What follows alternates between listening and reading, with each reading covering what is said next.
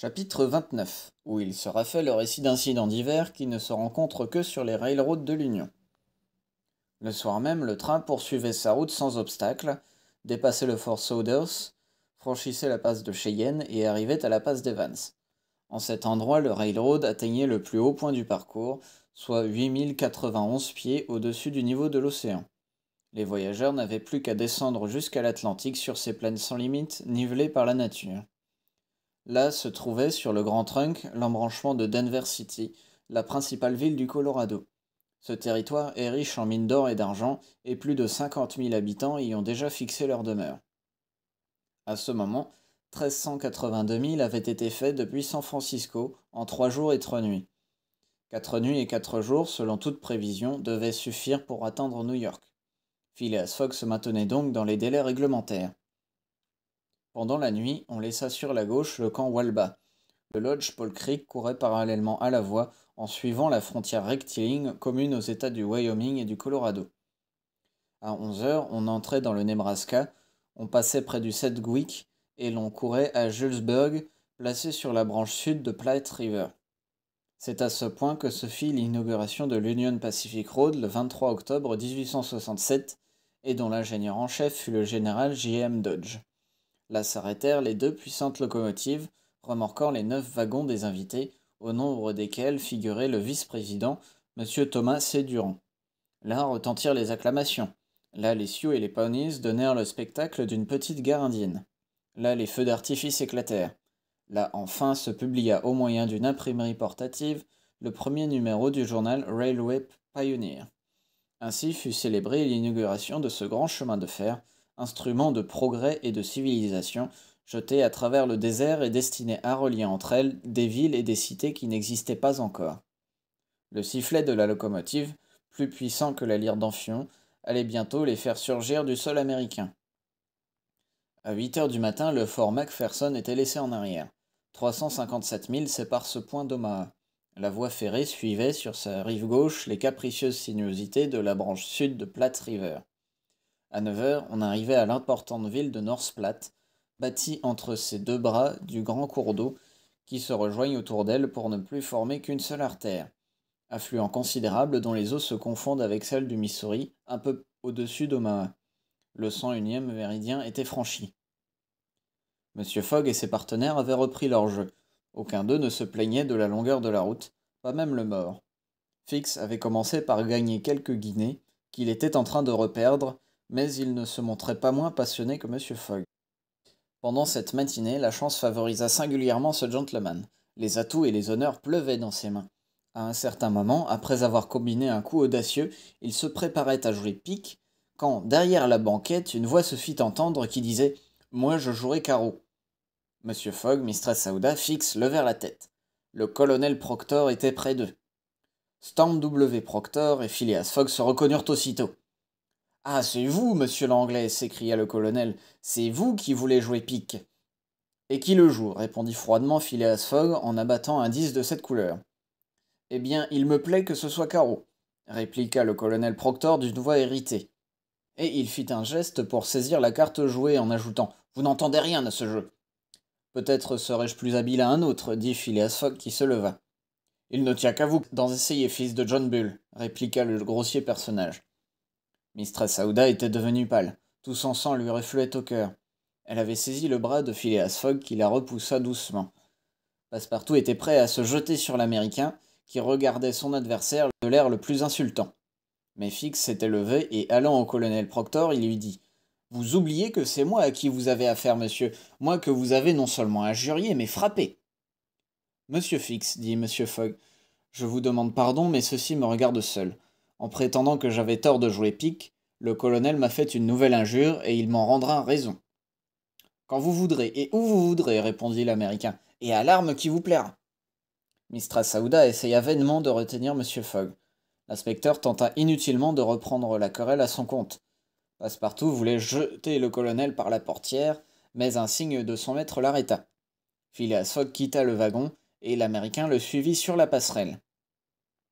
Monsieur, dit M. Fogg à son adversaire, je suis fort pressé de retourner en Europe, et un retard quelconque préjudicierait beaucoup à mes intérêts. Eh bien, qu'est-ce que cela me fait? répondit le colonel Proctor. Monsieur, reprit très poliment monsieur Fogg. Après notre rencontre à San Francisco, j'avais formé le projet de venir vous retrouver en Amérique dès que j'aurai terminé les affaires qui m'appellent sur l'ancien continent. Vraiment. Voulez-vous me donner rendez-vous dans 6 mois? Pourquoi pas dans 6 ans? Je dis 6 mois, répondit monsieur Fogg, et je serai exact au rendez-vous. Des défaites, tout cela, s'écria Stamp W. Proctor. Tout de suite ou pas? Soit, répondit monsieur Fogg. Vous allez à New York? Non. À Chicago? Non. À Omaha? Peu vous importe. Connaissez-vous Plum Creek? Non, répondit monsieur Fogg. C'est la station prochaine. Le train y sera dans 1 heure. Il y stationnera 10 minutes. En 10 minutes, on peut échanger quelques coups de revolver. Soit, répondit monsieur Fogg, je m'arrêterai à Plum Creek. Et je crois même que vous y resterez, ajouta l'Américain avec une insolence sans pareille. Qui sait, monsieur, répondit monsieur Fogg, et il rentra dans son wagon aussi froid que d'habitude. Là, le gentleman commença par rassurer mistress Aouda, lui disant que les fanfarons n'étaient jamais à craindre. Puis il pria Fix de lui servir de témoin dans la rencontre qui allait avoir lieu. Fix ne pouvait refuser, et Phileas Fogg reprit tranquillement son jeu interrompu, en jouant pique avec un calme parfait. À 11 heures, le sifflet de la locomotive annonça l'approche de la station de Plum Creek. Monsieur Fogg se leva, et suivi de Fix, il se rendit sur la passerelle. Passepartout l'accompagnait, portant une paire de revolvers. Mistress Aouda était restée dans le wagon, pâle comme une morte. En ce moment, la porte de l'autre wagon s'ouvrit, et le colonel Proctor apparut également sur la passerelle, suivi de son témoin, un Yankee de sa trempe.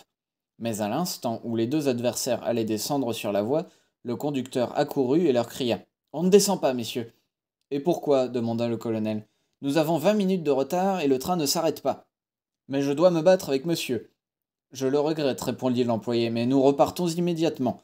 Voici la cloche qui sonne. » La cloche sonnait en effet, et le train se remit en route. Je suis vraiment désolé, messieurs, dit alors le conducteur. En toute autre circonstance, j'aurais pu vous obliger.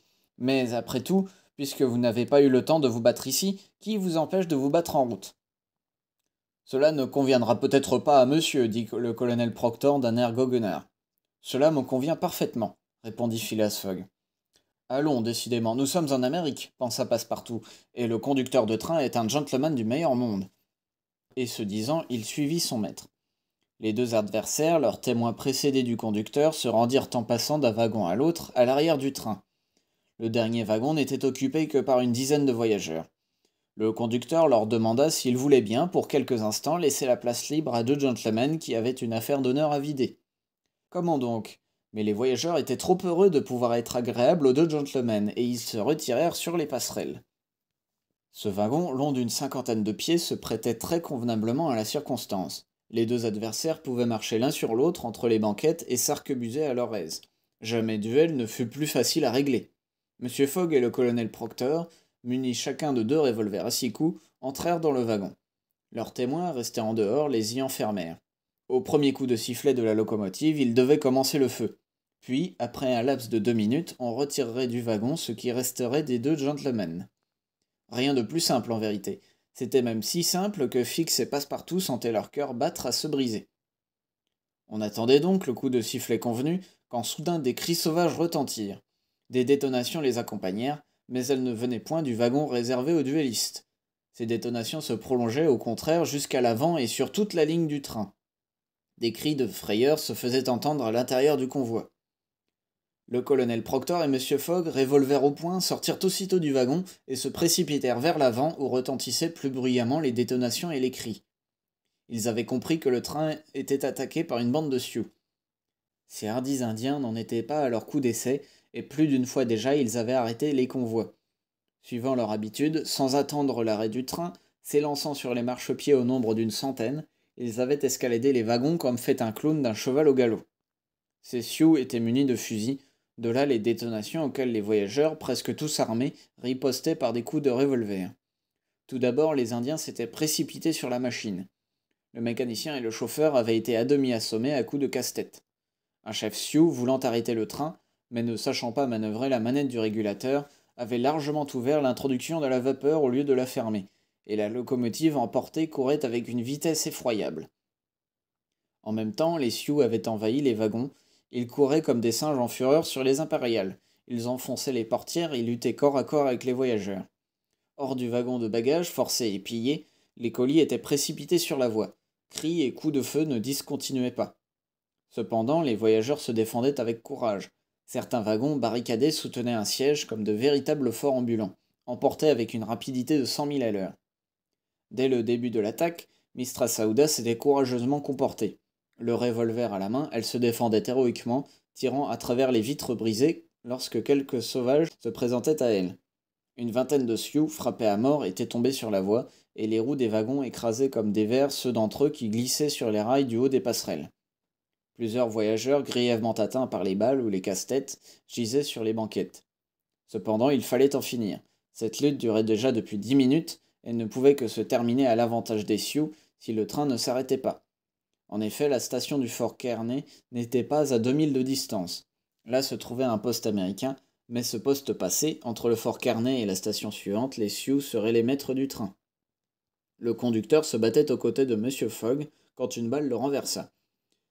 En tombant, cet homme s'écria : « Nous sommes perdus si le train ne s'arrête pas avant 5 minutes. » Il s'arrêtera, dit Phileas Fogg qui voulut s'élancer hors du wagon. « Restez, monsieur, lui cria Passepartout, cela me regarde. » Phileas Fogg n'eut pas le temps d'arrêter ce courageux garçon, qui, ouvrant une portière sans être vu des Indiens, parvint à se glisser sous le wagon.